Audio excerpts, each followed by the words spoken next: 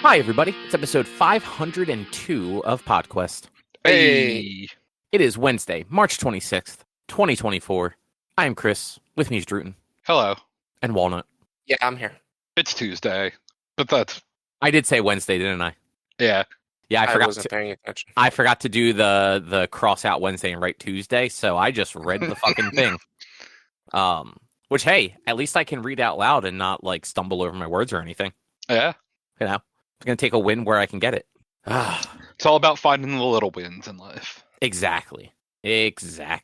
Man, it feels like a Wednesday though. I will say that. I wish it was, but I mean, it doesn't really. I don't know. It does for me. I don't know why. Like, it just feels like maybe not a Wednesday. It just doesn't feel like a Tuesday. It doesn't feel like I've only had one other day of work this week. I mean, any day that's not Friday, it feels like it's the worst day ever. So even Fridays usually feel like the worst day ever. But that's just a me problem. Yeah, that is a you problem. yeah. Mm-hmm.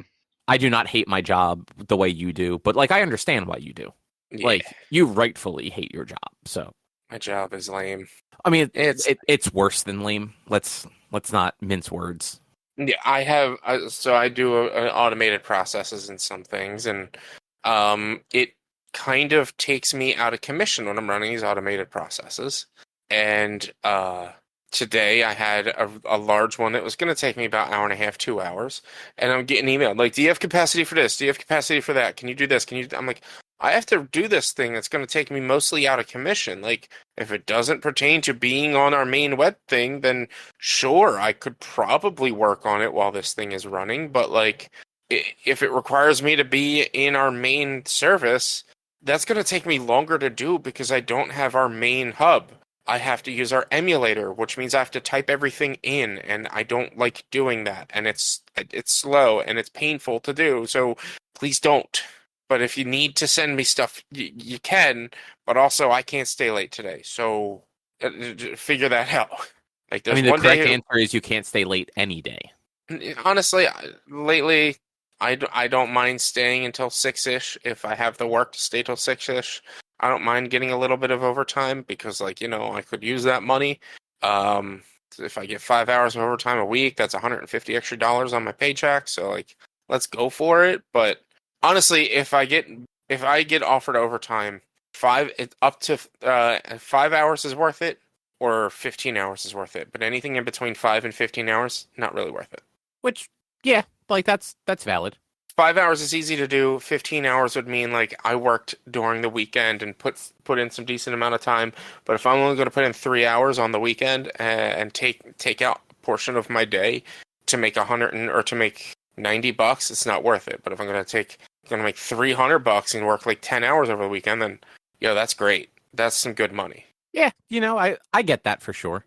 You know, like, I was going to say something and just right out my fucking head.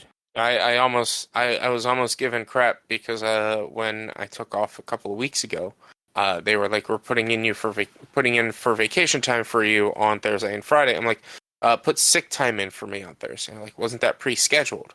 Like, it was a doctor's appointment. It was a procedure. And they're like, "Oh, okay, I see what you're saying." Okay, like I almost had to fight to get sick time put in instead of vacation time for my sick time because it was pre-planned, which is just, you know. If your job in the United States or anywhere in this world, don't itemize time off. Just give them all their time off and don't give two shits about how they use it. There we go. That's my PSA. That's one of my PSAs for today. Your company also sucks. When it comes to PTO, this company is a little bit better, but we also don't get to roll over time or cash out time because it's bullshit. You also weren't allowed to take a day off because they did a bad job scheduling. Well, I mean, somebody else took off for 2 weeks. And we only have 3 people in our team. It's bullshit. It's absolute bullshit. I trust me. I'm not trying to defend this company. I'm just trying to say, don't separate time off. And if you get 4 weeks time off, just get 4 weeks time off, whether it's sick time or not, and use the time however you want to use it. It putting limitations on PTO is what bothers me. Then move to Europe. Apparently, some European companies they get as much PTO as they want. You know, as long as I don't get a job that's unlimited PTO bullshit, then I'm generally happy. Unlimited PTO is the worst. Don't accept a job that's unlimited PTO. Yeah, I I think the difference is too, like, I usually don't even use all my PTO or sick days because I just don't need to. I don't hate my job that much, and I don't do that much throughout the course of the year. I used to not, because I would take that money as like a sort of bonus at the end of the year. Oh, because they would pay you out for it. Because they would pay me out for up to like a week or something like that. I used to not take time off at all. Now I have to take time off. If I don't use it, I lose it. I don't get paid out for it or anything. So I just take random days off here or there. I'm considering taking off like next Friday, I believe. Or Me too. Yeah, probably honestly, probably more like next Monday. Me too. Or something like that. No, not next Monday. I'm sorry. Next Friday though. No. Well, the Monday after next. So like the 8th? The 8th. Yeah. Me too. Well, see, the thing is, the reason I was originally thinking of taking off, and I was going to ask you before you told us about your trip, I was going to ask you to watch Chase because my entire family's going to go up to northern New York and watch the eclipse. Oh, and they were right. asking me to go, and I was going to ask you, and then you're like, "Oh, I'm going to Japan that same fucking weekend." You're welcome. And my sister's going away for her anniversary that same weekend. I don't have a dog sitter. Take Chase with you.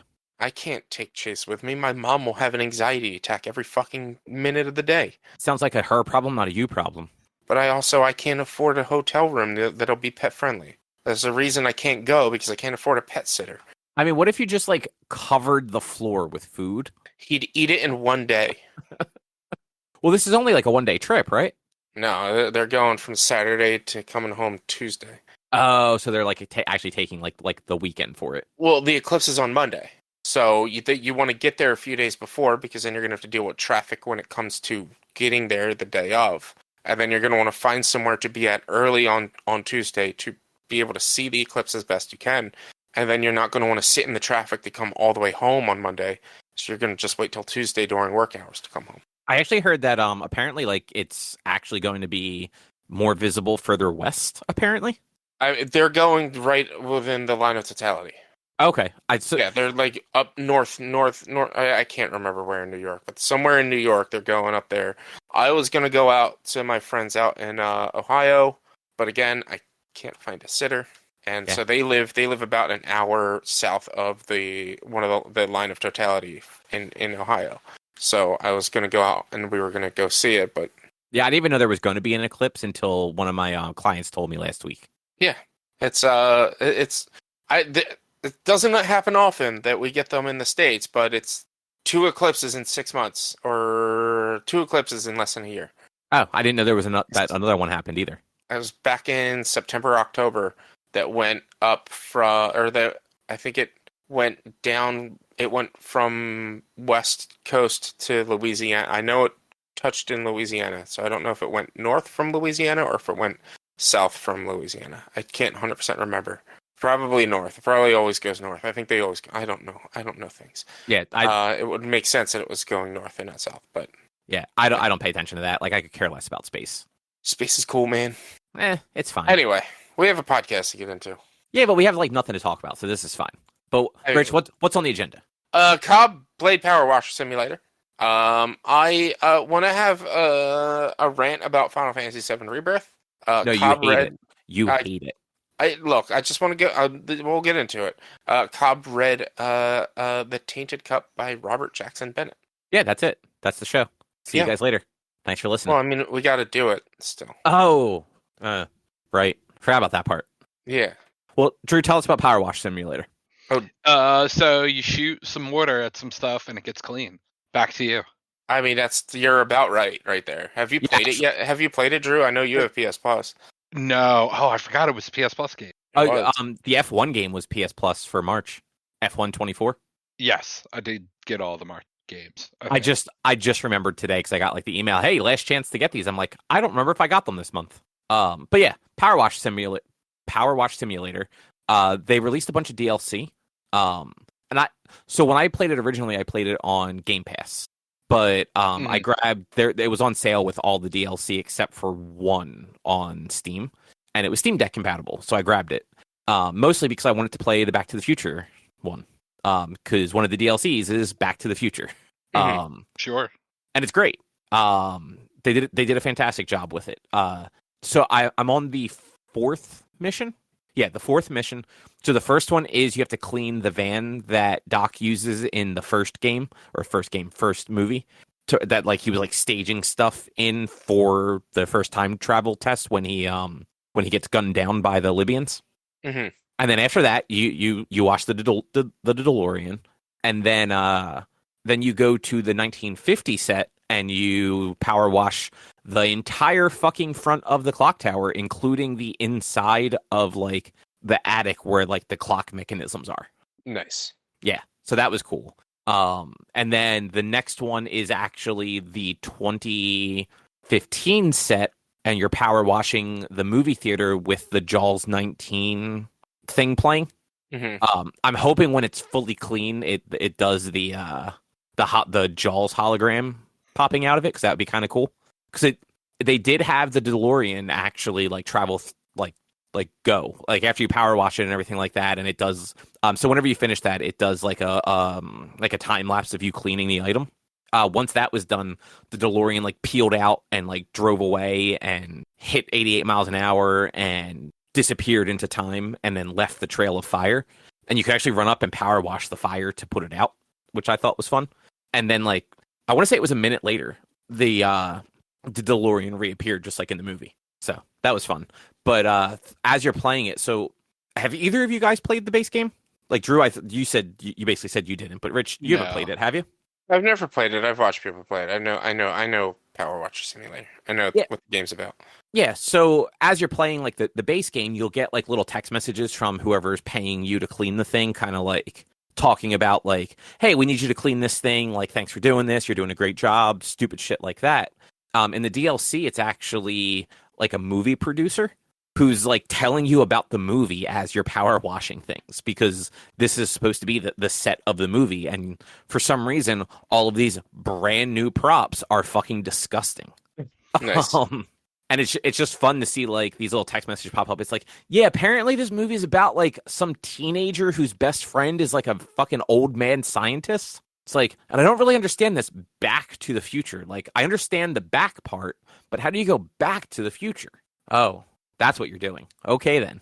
But it's cool because when you turn around sometimes, depending on like the set you're on, they do have, you know, cameras and other movie set stuff kind of like strewn about. So it's not like they're trying to make you think you're actually in like Hill Valley or whatever. It's like, no, this is a movie set. Like, it's a very well done movie set, but it's a movie set and they're going to film a movie here. That's pretty sweet. Yeah. I've been having a good time with it. It's a good mindless like play on the Steam Deck while watching TV game. Yeah, Drew, this may help you want to play it. My dad fucking loves it. My dad loves it. That seems accurate. He'll tell us stories of like, oh, I was getting ready to play whatever golf game was PlayStation Plus a while back, and he'll sit there and he'll play a match, or he'll have a bad match, or get disconnected, or whatever, and get frustrated. So he'll just go and play Powerwash Simulator, and all of a sudden it's time for bed. Yep. Okay. Checks out. Yeah. Yeah. No, it's true. Like you can accidentally lose a lot of time. Like last night I did not intend on like playing as long as I did, but I did the clock tower. Well, I finished the clock tower because I had done just the stairs and stuff the night before.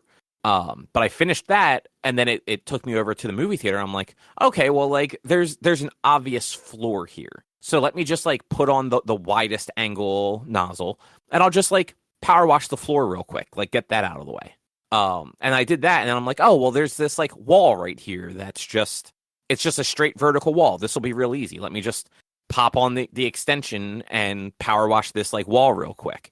And next thing I know, I've done like half the thing, and it's like 11 o'clock. I'm like, oh, it's bedtime. It's past bedtime. Look, this might not seem that much, but it's a lot more than I was expecting. 128 viewers on Steam, or on Twitch. 128 total viewers on Twitch for Powerwash Simulator. People love that game. Yeah. Back before Vice shut down Waypoint, some of the people there were doing, I don't want to call it regular because they only did like 3 or 4 of them, but they were playing that game in like the co-op thing, and it was a lot of fun to watch. Yeah. And like not just like the cleaning, like 2 people playing the game that haven't played it before, like discussing the merits of power washing and what the best way to go about it is.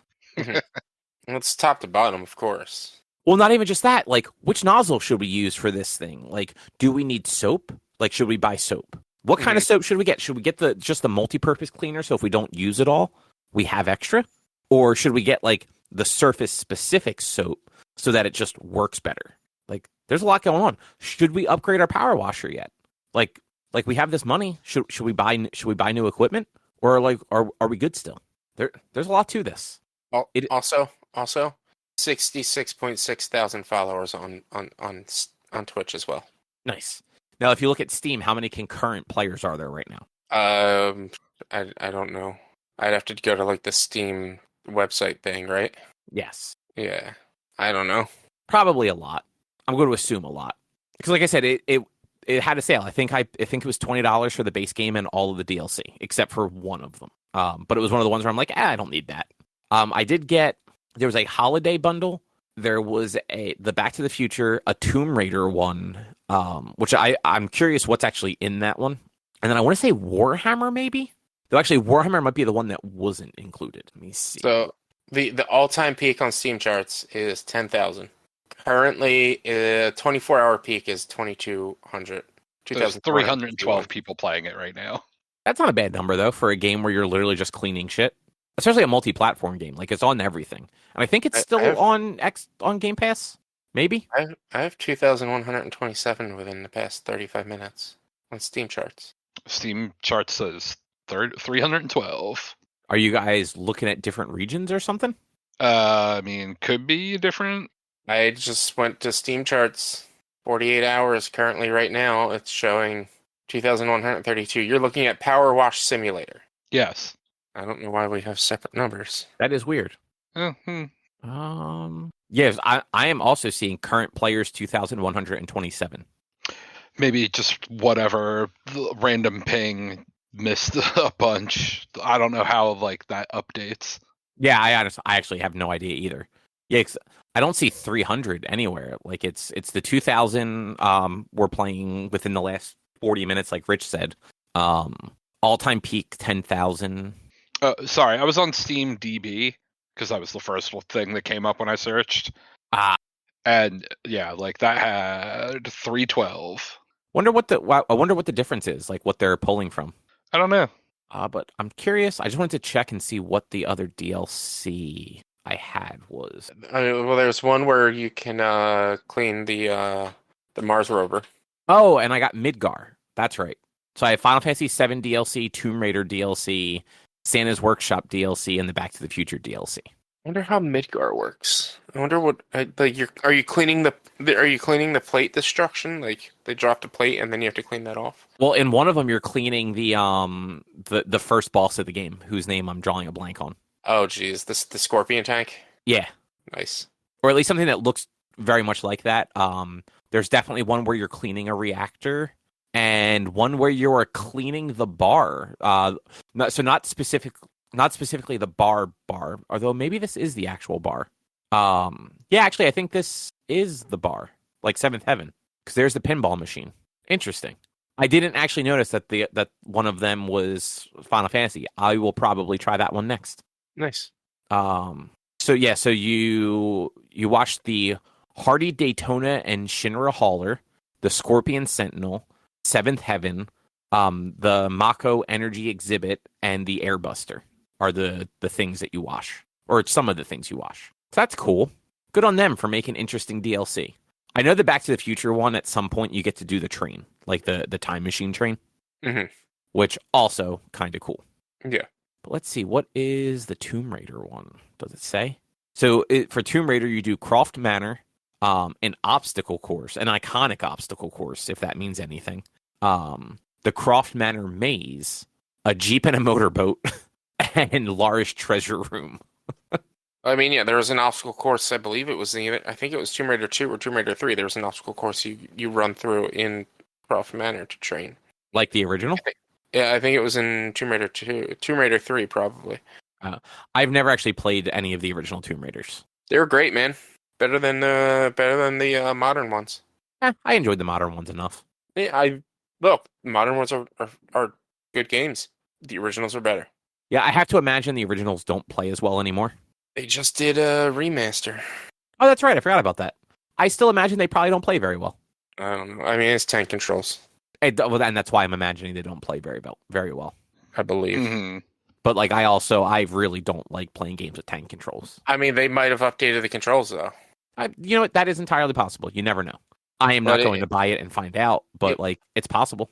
But Cobb, you can do a handstand by like jumping and grabbing onto the wall and then hitting like 4 different buttons at the same time, and she would do a handstand as she climbed up to the wall.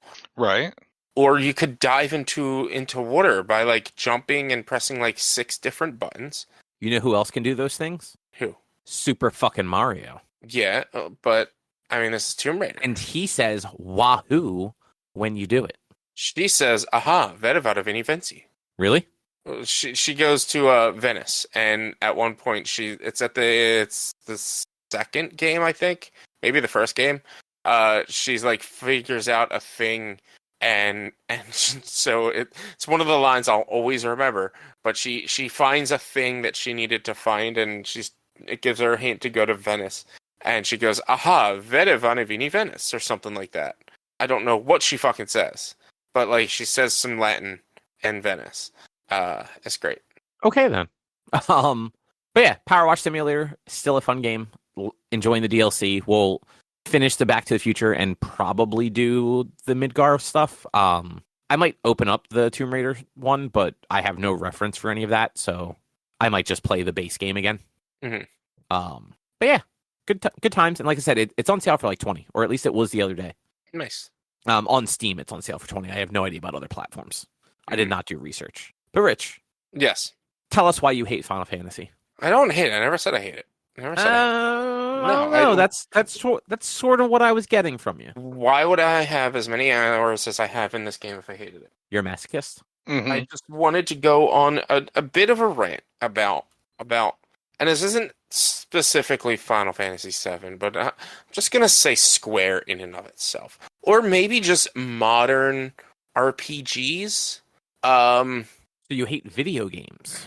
You don't need your game to be over 80 plus hours with all content to be good. Please stop making your games this fucking long and stop adding fluff. So, first of all, Square, stop with the fucking minigames. Oh, I didn't mean to turn off my PlayStation. I meant to just put it in rest mode. Stop with the fucking minigames, please. Yeah, that Final Fantasy has way too many minigames. There's too many minigames. There's people out there that'll say like, "Oh, but Final Fantasy VII had a lot of minigames." Yeah, at the fucking Gold Saucer, it had minigames. Nowhere else did it really have minigames. Like it had. In theory, you had the motorcycle and the snowboarding were part of the game. Yeah, motorcycle, snowboarding, CPR, and slap fight were the only 4 minigames outside of the Gold Saucer, and 2 of them ended up being Gold Saucer games. Yeah, that like I don't even know if I would consider the CPR and the slap fight one because you can't redo them at all. No, but it's still a mini game. It is a mini game. Oh, okay. Like in all intents and purposes, it is a mini game. That's all I remember in Final Fantasy VII having mini games. I can't think of any other sort of mini game. I mean, kind of the Chocobo racing, sort of a little. I mean, that's a mini game in itself as well. The Chocobo racing is a mini game as well. So, but that was also in the Gold Saucer. I'm talking specifically outside of the Gold Saucer. Okay, yeah, no, that's valid. Like, because that's what the Gold Saucer is. The Gold Saucer is a carnival with mini games. They had the whole entire fucking carnival thing with the roller coaster ride, with the Moogle game, with the arm wrestling, and everything else. Like, there's a ton of mini games in the Gold Saucer. That's what it is. That's what it's for. But outside of it, there's none. Oh, the crouch game. There we go. Oh, the what's it called? Squats. Yeah, the squats. Squats. Yeah, there was like the squats. And maybe there's like 1 or 2 other really minor things in what's it called? There was digging just outside of Midgar, which I don't even really consider that a mini game. No, that was up in the north area. You paid the guy to go digging, and if you found like the rusty key, that would let you back into Midgar. Is that what you're talking about? Yeah, but like that wasn't even a mini game. You would just tell him where to dig, and he would dig. It wasn't anything else. Like I don't really consider that a mini game. Yeah. But, like, in Final Fantasy VII Rebirth, there is a mini game for fucking everything. And you have to play them. Some of them for sure. Like, where are you, Cup? Oh, I have not played at all this week, or most of last week. Okay. I am about to go into the Gongaga reactor. In Gongaga, there is a side quest you do. After you do the reactor stuff, you get this side quest. That you have to go gather soup supplies to make a soup. I think I have that quest. I just didn't do it yet, obviously. No, you don't have that one yet. You don't. You don't get it until after the reactor. I know. Okay. There is a side quest you do have. I know that. Okay. But there's no fast travel in Gongaga until after the reactor, which is probably why you didn't go do it. Because you can't fast travel to a chocobo point without a chocobo. And so you probably didn't run all... Yeah, because I tried to do that same side quest, but there was no... I couldn't fast travel to the chocobo point, so I didn't do it. Because I was like, fuck this. It's on the other side of the fucking map. I'm not running that far back. So there is a quest where you have to go get supplies to make a stew. You go and you get the vegetables. And then they're like, oh, well, you need to get this fancy salt, and you should get these special mushrooms. The salt, there's like bunches of rock salt, but with 3 different kinds, and you get a picture of the kind of rock salt you're told to get. That's not too bad, because you can just find the rock salt. You can find 3 of them, and you're good. You can get the best rock salt, or you can get whatever rock salt. Either one is fine. The one that pissed me off were the mushrooms, because you need to get 3 mushrooms. And outside of all 3 mushrooms are monsters you have to fight. Naturally, you're in a collection quest. You're in a fetch quest. There's going to be a monster you fight, and then you collect what you're going, and you go get the next one.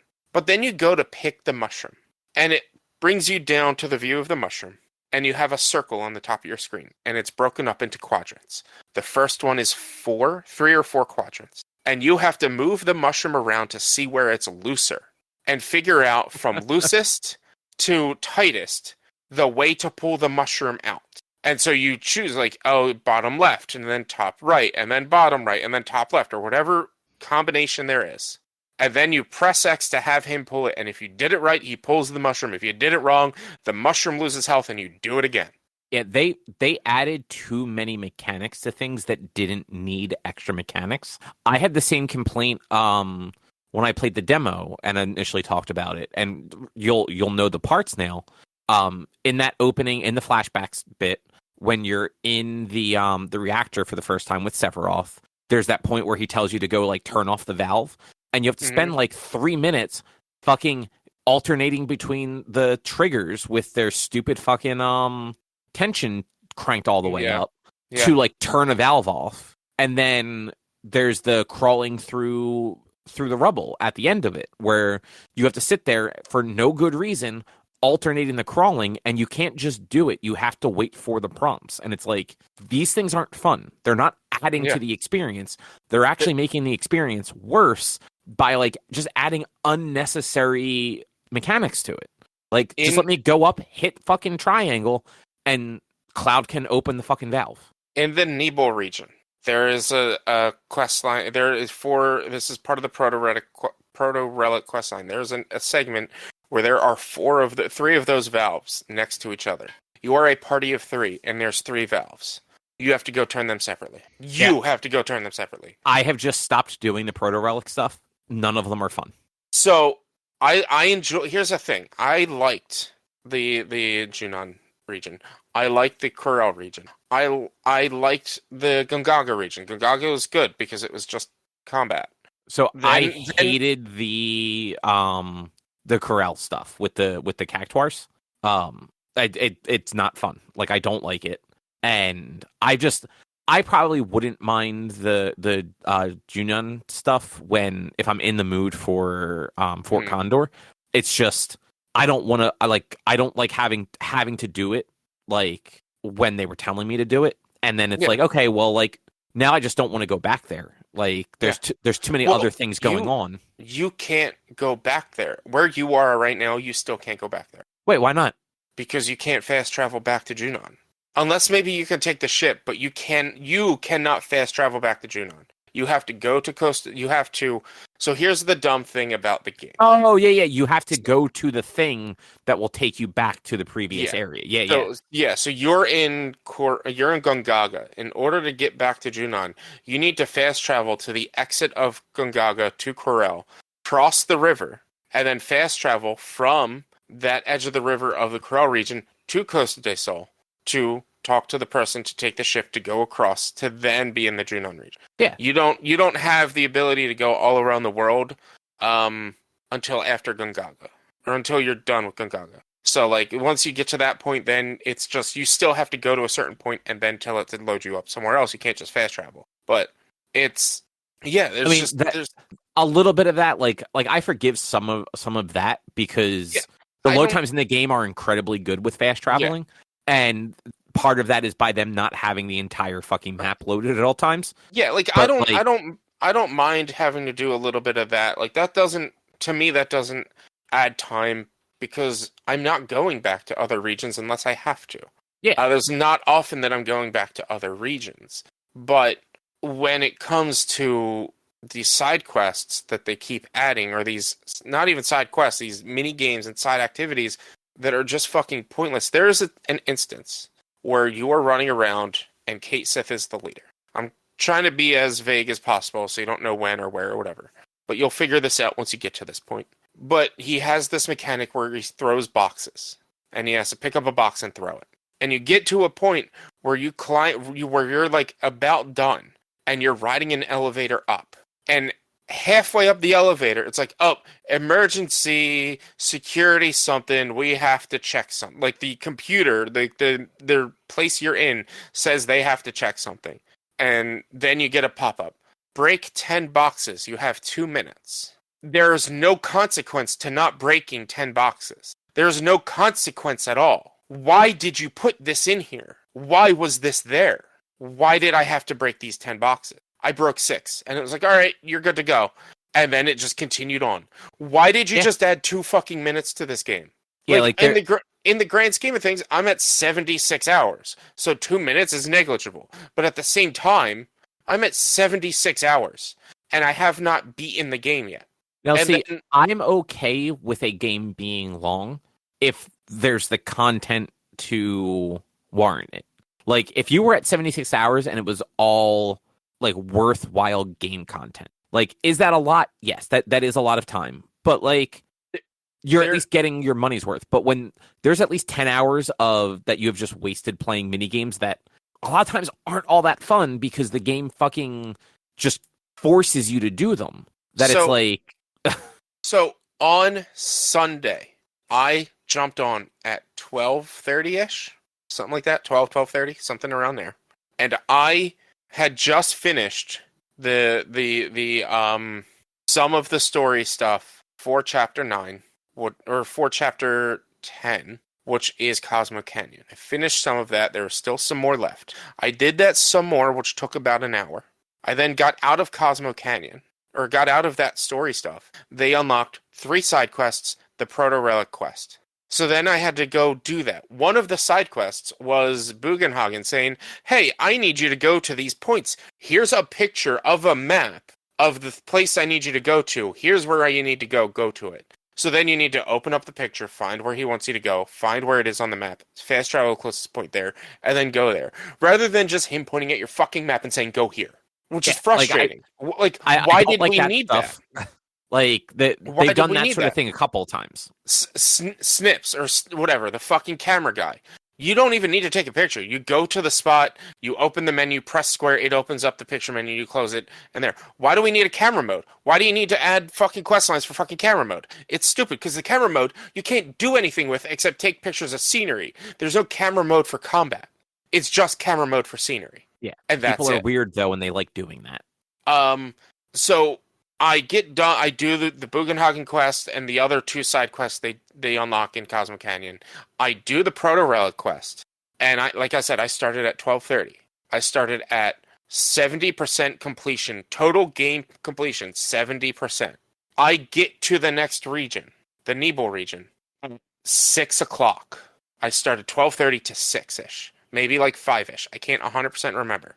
And I'm at 71% story game completion at 5 o'clock. I stream till 10:30, and I end that stream at 71% game completion with 0% completion into chapter 11. Have you considered completing more of the game while you're playing? That's 5.5 hours of doing side content and side quests where you have to go back and forth and back and forth. And it's like one of the if there's a collection thing. You have to collect all the collectibles in chapter 11. You don't have to, but like if you get, I was going to say part of this is you being unable to not do everything. But I mean, like, you get 45 of the collectibles, you get a Kate says best weapon or a really good weapon. So like, all right, the 45 wasn't the problem. It was that last one that I had trouble finding, but I found it. But it's still the fact that like it took me 10 hours, and 9 hours of that stream was side content, was no story. And then when I streamed yesterday, and I jumped on at 6 o'clock, and I started playing from 6 until 9:30, was story for 3 hours. And then from 9:30 to 11:30 was the Proto Relic and the 2 side quests that the Nebel region unlocked. Which the Proto Relic and the Nebel region, because I'm just gonna tell you now, you're gonna hate it because you have to follow the men in cloaks. I said, I'm just not doing them anymore. They move slow. Like, and it was frustrating. I didn't finish Junion. I always forget how to pronounce it correctly. Junon. There you go. I didn't finish the one in Corel. Like, I didn't even finish the first part of either of those. I'm not even going to go to the location in Gongaga. Like, I'm not doing those. But I also don't have the compulsion to 100% things the way you do. So I am happy to just not do things unless I feel like it. I will say this game does a bad job of spreading that stuff out, though. Like, in a lot of cases, you can't go do a couple side things, spend an hour doing story stuff, and then go easily back to the side things. If you're doing story stuff, yeah, you're right. If you're doing story stuff, it's story for 3 hours. And in some cases, that story stuff, it takes you to it automatically takes you to a point of no return where you can't go back. So it's like, cool, my option is to either spend hours like you did doing all of the side stuff without any story content happening, or skip all of that, do all the story, and then have to backtrack back to it later to do the side stuff. Like, it's just, they don't give you enough opportunities to like wander away. And to your original thing with like just like the mini game stuff, I was counting it while you were talking. You have to do like 7 mini games just in Coast del Sol. You have to. It's not like it's not a choice. But you have to do 3 of them when you're fucking on that weird little date. You have to do at least 1 with Cloud, 1 with Tifa, 1 with Aerith. And I think you have to do at least 1 other one. Yeah, you have to do mini games. Like, yes, I understand I don't have to do everything, but like I want to experience everything that the game developer has put into the game to get the full. To me, that's the full experience of the game, and I want to have a full understanding of the game and have a full experience of the game to be able to give my full input on the game. And to me, I don't mind if a game is 60, 70 hours long. What I do mind is once it gets to 60, 70 hours, if that is 60, 70 hours because of side content and you're still adding more side content, then the game starts to become bad at that point. And there is a level of diminishing returns. At one point it is good, fun content, and then even though it's not quite repetitive, it is different content, it feels repetitive because there's no reason for it. After you get done in chapter 11 and you go to chapter 12, you go to the next region that you're going to start at. And they tell you, oh, by the way, now that you're in this chapter, there's new quests in every region you've been to. Even the one you were just at. Even the one you just finished. There's a new side quest there. Also, if you happen to go to Costa del Sol, there's a treasure chest that wasn't there when you were first there. That now is there and adds more content. Oh, also at Costa del Sol, there's like 5 more Queen's Blood matches. Oh, also at Costa del Sol, those special Queen's Blood matches that they had at the dock, there's like 30 of those. Oh, also at the Gold Saucer, there's a new level of difficulty for the the racing, for the speed game, for the motorcycle game, for every other game you have up there, and more difficulty for chocobo racing, which chocobo racing fucking amazing, best feature of the game. More stuff for the combat arena. Like, why were there 2 battle arenas in this game right next to each other? Wait, what do you mean? So you probably didn't do it. In the Dust Bowl, there's a battle arena. In the Dust Bowl? Yeah, under the Gold Saucer, that little city place. That's right. Yeah, you can go in there. I got one of the greens from that place. Yes. You have to do one of the missions. But there's like a few of them. Why do you have 2 battle arenas? Why did you do this? Because one of them's fancying the Gold Saucer, the other one's for the scum. It was unnecessary. It's stupid either way. Some of the stuff they added to this game is great, but you're turning now a 30 to 40 hour game into, for the second game I am at, second game of the 3 of the trilogy that was originally one single game. I'm at 76 hours on this title alone. I don't remember how long it took me to beat Final Fantasy VII Remake, but I'm at like a 40-hour game. Yeah, so let's just say I'm at 110, 112 hours, and I'm not even on disc 2 yet. Yeah, even on disc 2 yet. Parts of this game are definitely bloated. I have a feeling I will finish it with less time than you because I won't do everything like you are. I know for a fact you're not going. You're probably done with everything. You're not going to do everything. I do like not like as in enjoy, but I will do the towers to open up everything. I'll keep doing the summon thing and the crystal one where you just have to tap triangle at the right time. Yeah. And like there's a handful of other like common ones that I'll keep doing, but like I'm done with the proto relics because they're not fun and they don't add anything useful. I have no intention of going back and doing anything in the Gold Saucer. Like there's no reason to. Mm-hmm. I'm not worried about getting the best weapon for these characters. Like I barely change the weapons as is because you don't get any. That's the problem. You don't get any weapons. I've had the same weapon for Tifa. So I think the weapon I got for Tifa I got in Gungaga, and I didn't get a new weapon for her until Nibelheim. Yeah, and there's an entire region between those. I've gotten decent weapons for some characters, but not many. And I feel like it's the characters I don't use often seem to be the ones I get weapons for. Mm-hmm. Fucking Barrett got 2 weapons in Gungaga. And yeah, there's not a whole lot of reason to change weapons. Like usually they're not significantly adding anything to it. You change weapons to get the abilities. But that's what I mean. Like those abilities aren't often worth it. Like I don't use a lot of the weapon specific abilities other than the ones that like are doing like substantial damage because I have everything else to do the other like stuff. And I don't know about you, but most of the weapon ability area thing, I'm doing the elemental attacks because that's what fucking weakens the enemies. No, I mean No, but like that's the thing. I'll do like the elemental attack, and then once they're staggered, I'm using their other abilities. Like Yuffie has the best weapon ability called Yuffie's the best. I'm just gonna put it out there. I like Yuffie. Yuffie is the best character. Is the best playable character in this game. Is the best character to use in combat because she has her ninjutsu ability, which puts elemental damage to her ninjutsu attack when she doesn't have her weapon on her.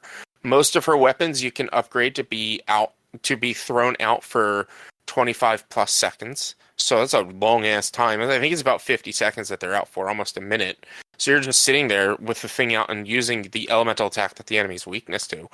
And then she has Doppelganger, which she summons a doppelganger of herself and attacks twice for every attack. I don't have that yet. It's amazing. It's an amazing ability. Like I definitely don't have that one for her yet. Is that a weapon ability or is that like an unlock? Yeah, it's a weapon ability. Like you check her weapons. So I've only gotten 2 Yuffie weapons so far. Well, yeah, that's the thing. And again, like that's the problem. Like you don't get a lot of weapons. You go to so many different towns and cities, and you don't get that many weapons. Whereas Barrett gets, like they're not like most of them aren't good. Like Barrett gets 2 weapons. Barrett gets 2 weapons in Gungaga, and then when you go to Cosmic Canyon, he gets another fucking weapon. Whereas Red maybe gets 1 weapon in Gungaga and 1 weapon in Cosmo Canyon, but like I don't remember him getting any weapons between Junon and Gungaga. I got at least one or two for him. That's the thing. Like you probably have gotten one since the beginning of the game to where you're at, or maybe two since the beginning of the game where you're at. No, I mean, since getting to like Coastal, like on this continent, I've gotten at least one or two weapons for him. But it's just there's a lot of fluff. They've added a lot to this game, and I'm at the point of it is diminishing returns. Like the second I reach chapter 12, where you return to a region you've already been to, and you're sitting here like, oh, now there's all of a sudden all these new missions in every region you've been to in the game, plus all this other additional content. I was expecting, because I had looked this up, and I told you about this, the proto relic in the Corel region, the whole mini game with the cactuars. You do the first two, and then they say, we'll call you when the next two are ready. And then they don't call you. And I am chapter 12, and that's when they're supposed to call me. And so I was expecting, chapter 12, let me just do that's what's going to unlock maybe some new stuff in the Gold Saucer. I wasn't expecting 5 new Queen's Blood missions and all these extra stuff in Costa del Sol and going back to every region of the game just to redo another side quest. And then, like, I'm going to be spending another 10 hours stream this weekend doing all of that again. Well, I mean, that's your choice, though, too.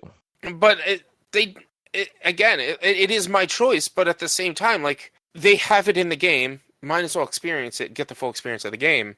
This starts to turn the game into a bad game. And not a bad game, but it starts to lose its scoring to me because it's more fluff. It's more fluff. Yeah, and you have a valid argument. Like I'm not saying you don't have a valid argument, but like I'm not going to have that same experience because I'm just going to stop doing the fluff. Yeah, you're not. But then again, like, then why put it in there if it's not going to be there for people to play? Like, if it, like, to make the argument, for me, in my opinion, to make the argument, you don't have to do it. Then why put it in there? It's in there. You don't have to do it, but you do it because it's in there. Because there are people that do want to do it and that don't feel that like drag from it. I've talked to a lot of people that I know we all have the same excuse or same complaint of there's too many mini games. We didn't need fucking Fall Guys. We didn't need a mini game for the fucking dolphin jump. We did not need that. Why was that there? I mean, that was always a mini game. It's just a shittier one now. I mean, it was always a shitty mini game too.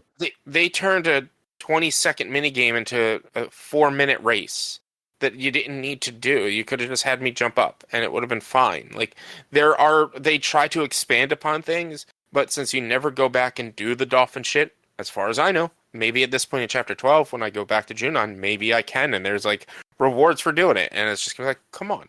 And then the fucking piano shit, like, why did you make the piano so bad? I mean, that is just harder than it should be. Like, whoever came up with that as the system for playing the piano, like, no, that was a mistake. No, because it's not fun to do because you can't get the songs, like, unless you spend hours getting good at like basically letting the analog sticks go immediately every fucking time and getting your timing perfect. Like, the songs sound bad even when you're doing relatively good. Yeah, because if you miss a chord, if you miss a note, it stops playing the song from you.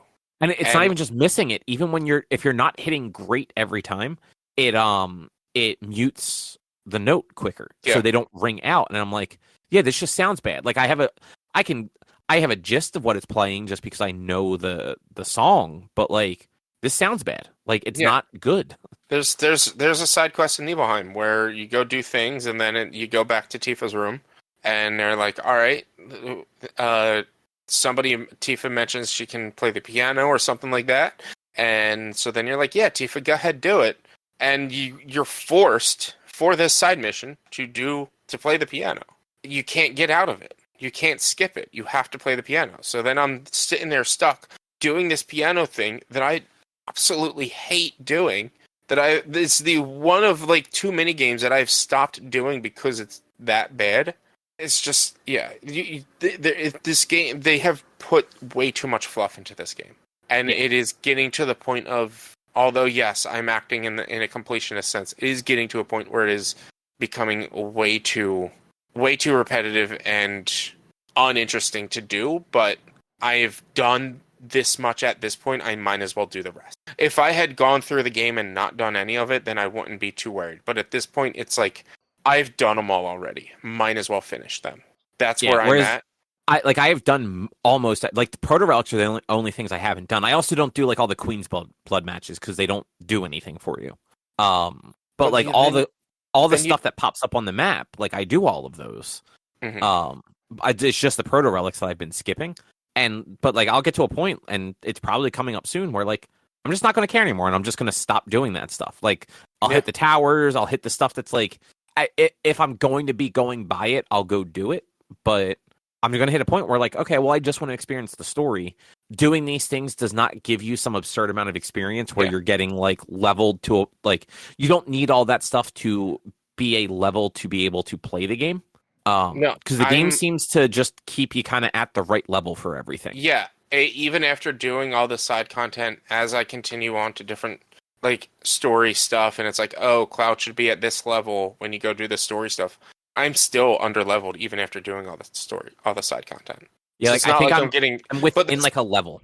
But that's also because all of the side content is not combat, and you're not really getting experience for the side content. You are getting items, you are getting like accessories or different things like that, but you're not necessarily getting experience for that. And then when you're outside of doing those, I have a tendency to skip most of the battles that I can because I want to push forward and get to the next objective and get to the next objective and do the next thing and get to the next storyline. And it's going to be, like I said, it's going to be a 10-hour stream of me doing Queen's Blood and all kinds of side story stuff. And I'm good. It's just, I enjoy this game, but it was probably at an 8, and now it's probably gone back down to maybe like, at this point, it's going down from an 8. And depending on how much longer it takes me to beat it and how much longer it takes me to get the rest of everything done, it's going to continue to go lower. Which, I mean, that's totally valid. Like that is your experience with it. Mm-hmm. But yeah, that was I needed to rant about that because it's just like it feels I get it. like you hate Final Fantasy. like, I get it. It's not just Final Fantasy. It was Rebirth. It was Remake. I felt that way with fucking Baldur's Gate as well. Like you hate video games. A lot of Baldur's Gate, there was a lot of like bullshit. Like there was a lot of side quests that like the return that you got and the reward you got did not make it worth it. Like and maybe it's strictly a Final Fantasy thing and a Square thing, because Final Fantasy 15 was the same way. There was all this extra side stuff that did not make a difference. 15 or 16? 16. Like once you did like the side quests, like they gave you, if you did the side quests, you got like the best weapon and stuff like that. But like I remember doing one of the side quests where it was like, oh, now after you did this, Jill's gonna follow you around everywhere you go. And now that you did this, Jacob's gonna follow you around everywhere you go. But I'm like, but I had them with me the whole time, so that doesn't really make a difference. It's not a reward. But then there's all like the summon stuff in 16, where like you go to the little pillar things and you get an accessory to make their attack stronger, and that was it. And it's like, oh well, this is pointless. These things are dumb and it's pointless, and I don't understand why you would do this, because they were a little fun, but they were more frustrating because it was a timed event. You had to beat it in under X amount of time, and if you did not beat it, game over. Like you lost, and it would take you 10-15 minutes to get to the last one, and then you might lose. And so it was frustrating. Like there's a lot of Final Fantasy 16, there were no good rewards for the things you did, and so it feels like there is a lot of fluff, and that maybe this is to be fair, strictly there was just no good in that game. No, I disagree. I disagree. I think Final Fantasy 16 was a very powerful game, and it was a very good game. It was a terrible Final Fantasy game. It was a very boring. No, I disagree. I thought the story was fantastic. I had a blast playing Final Fantasy. That's your 16. opinion, and your opinion can be wrong. Like I don't recall many people complaining about the story, but it was also, I mean, you're not a big. Well, no, you'd liked Game of Thrones, didn't you? So maybe you are. I was going to say you're not big on fantasy, but like I read almost all fantasy. Yeah. So I was completely wrong on that, which is why I didn't finish saying it. But no, you know what? I was thinking because you hate Lord of the Rings, you hate fantasy. No, Lord of the Rings is just fucking garbage. That's all. But like, it's just I thought the story and everything that went on with that game was good, but then like again, there were instances in that game where like when you go or did you beat 16? No, because I got fucking bored like 10 hours in and just I'm like, I don't want to play this anymore. There's where you're learning about Ultima and everything that's going on, and there's instances where like you go up to a rock and then there's a whole exposition about it, and it ends. Wait, the and rock's it's like, in it? A rock. Oh, well, see, now I'm even less interested than before now. Well, you go up to a rock and it's like it's Ultima like talking to you and Jacob about things. I think his brother's name was Jacob. I can't remember. Man, if Dwayne Johnson was in the game, maybe I'd go back and fucking play it. And then you then go up to another rock and they talk more, and it's like, well, why am I walking between rocks? There's no fights in between. Why not just do this all at once? Why not fill this all in at once? Why are you building this fluff? And it seems like that's a lot of what the fucking Square is doing anymore. And that's game design in general in a lot of cases. I was having a conversation with a streamer on Sunday after I raided out. And we were talking about Final Fantasies, and I told him like my favorite was Final Fantasy IX, and he was like, "Oh, I what if they do a remake of Final Fantasy IX? What if that's the next on the list or whatever?" I'm like, I don't want a remake of Final Fantasy IX. I don't want Final Fantasy IX the minigame.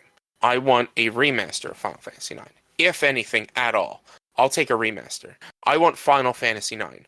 I don't want what we got for Final Fantasy VII. I'm happy with what we got for Final Fantasy VII, but I tell everyone that comes to me and asks me if they should play 7 Remake and Rebirth or play 7, I tell them play 7 first.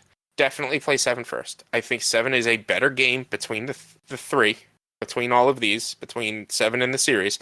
I think 7 is a better game, and I feel like you won't appreciate Remake and Rebirth as much if you don't have that prior knowledge of Final Fantasy VII in and of itself. I think this game misses out. You miss out a lot if you don't actually know or have ever played or understand what goes on in Final Fantasy VII.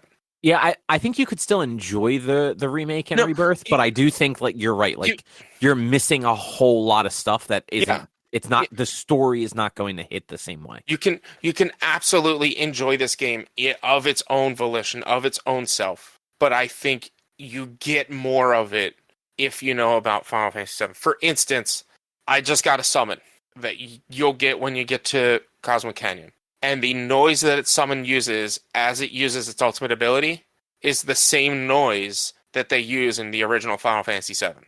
That's fun. And yeah, and that to me, I'm like, that's amazing that they did that. And there's a lot of nods like that in this game. But then you have shit like Johnny. I like Johnny. Johnny's cool, but like other added characters. Johnny's voiced by Peter Parker. I don't care who voices him. I don't care who voices anybody generally. I'm just saying, like, you add characters that aren't very necessary.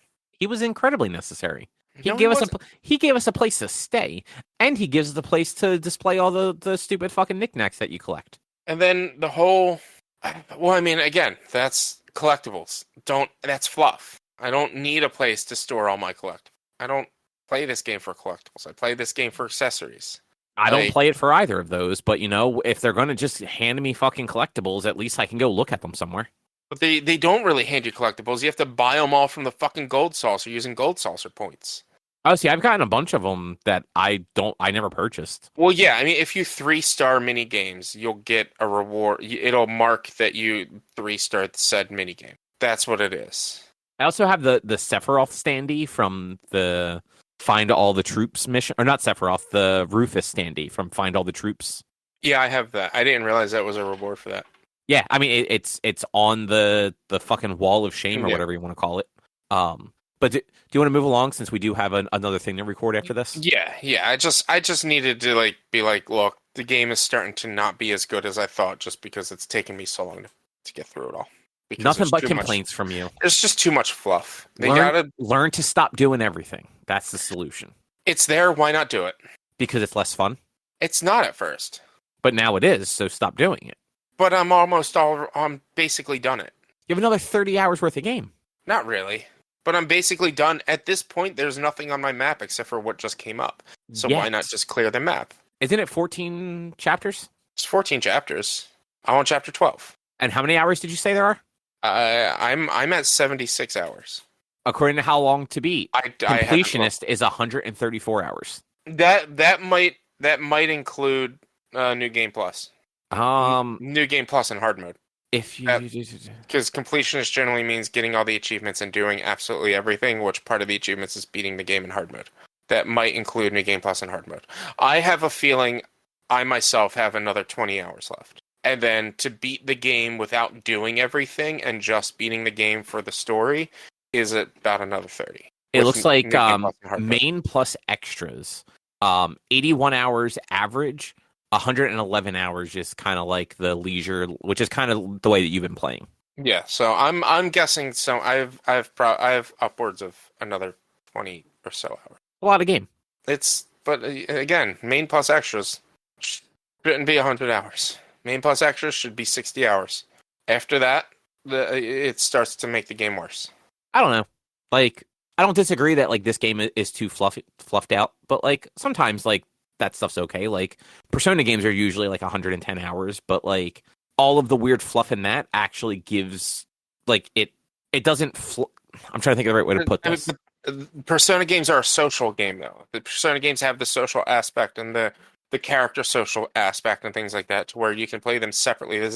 It's kind of a different, although it's an RPG, it's a different kind of game, because when it comes to Persona games, it's you're not just, it's not just like go do the quest and you're done. It's go have relationships with these people, be social, and then also do this. And it's kind of a simulator more than just a straight up game. Well, that's what I was gonna say, but there are things that definitely are just fluff to those games. Like there's all the go do the burger challenge, and you will randomly be like complete the burger challenge. Like it's not actually a skill based thing.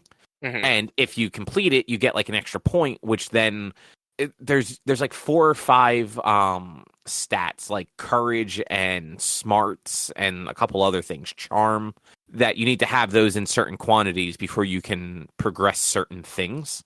So like that's what I mean, where like there's like fluff to those games, but at least those all are leading you to being able to do more in the game, not just there to make the game longer, like exclusively. Yeah. Whereas like the mini games, they're just there to make the game longer. They're not opening up anything for you to do. Final Fantasy VII Remake and Rebirth are the exact answers to there's no new idea in media, because they fucking, especially in Rebirth, they rehash a Fall Guys game in here. They rehash the fucking game Inscription in this. You've not gotten far enough in Queen's Blood to understand what I'm saying, but it basically turns into Inscription. I mean, I don't plan on it. Like I only play that game if like a quest tells me I have to. Like but don't get me wrong, I enjoy Queen's Blood. I think that's one of the better things that they added into this game. I have a lot of fun with Queen's Blood, and I would not hate if they turned it into its own sort of downloadable game, or even physical game. I probably wouldn't collect it if it was a physical game, but if it was a game that I could just play with against other people, I'd be 100% for it. They'd have to figure out how, I mean, it wouldn't be too hard to figure out how to do that, because it would just, it'd be fine. But like, still, like, I enjoy Queen's Blood, but like, you didn't need to put this in here. Yeah. You didn't need to give me an Inscription style quest line where I'm getting interrupted by videos of the creator and bullshit like that. You don't need to give me 5 minutes of conversation after every match of Queen's Blood, whether it's pertaining to the Queen's Blood story or just that own person's personal story. You don't need that. Just let me play Queen's Blood and get on my day. I mean, that is all true. But let's go ahead and move on to other things. So this book, Cup. Yeah. I read the book The Tainted Cup by Robert Jackson Bennett.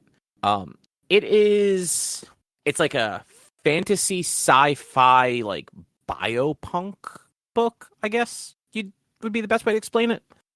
It's in a fantasy world where there are leviathans that just kind of come out of the fucking woodwork, and they have big walls at like the coast of this country, and it's one of those almost like Attack on Titan in a way where there's like ringdoms essentially, where the further inland you get, like the safer they are, but the richer they are. Like all the important people live in these like centralized locations. And then, like, the further out you go, the more kind of peasant-y and lower class it is, except there are the required nobles in those areas that are, like, the lesser nobles. And this book ends up being, like, a murder mystery. So it opens up where you're following a character. His last name is like, Cole something. So he's referred to as Cole and Din because his first name starts with Din throughout the book. And he is an assistant investigator. And he hasn't like so this is where like the biopunk comes in. He has an augmentation done to him that is all of their augmentations are like plant based that lets him remember things, like basically gives him an eidetic memory. So he has perfect recall on anything he hears. So like if he's say reading something, he has to read it out loud. But he reads it out loud and he can recall it perfectly. Even when people are speaking to him, he actually falls into their accents sometime because he's recalling exactly how they said things and inflections and everything. And he finds out later in the book that he's actually got a muscle recall on top of that, which is a rare kind of side effect. So he ended up being very good at fencing, specifically because he just memorized the moves that he was taught, and his body just reflexively remembered how to like parry and stuff like that. You also found out that he can't read. So all this time he's kind of like, he's been just stumbling through these things by actually like tracing the words. Like he can read slowly, so he kind of has to go off to himself and like sound everything out. But if something is written in a language that he can't read, he's actually just been tracing it with his finger. And then he's able to like go back and just rewrite it and hand it to his boss for her to read.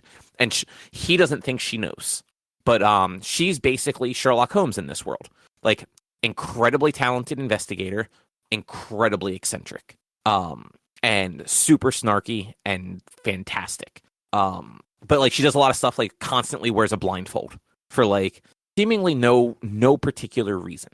And so as the book is going on, the first thing that happens is somebody dies, and they die by having a giant tree sprout out of their chest, which is weird. And so the whole book kind of just follows that thread where it's like, okay, well, this important army guy had this tree grow out of their chest. Like, who did it? And they sort of early on wrap that bit up. Like, it almost felt like that was supposed to be the main mystery. And then it's like, no. 5 chapters in, we figured this out. But like, this is leading us to something bigger.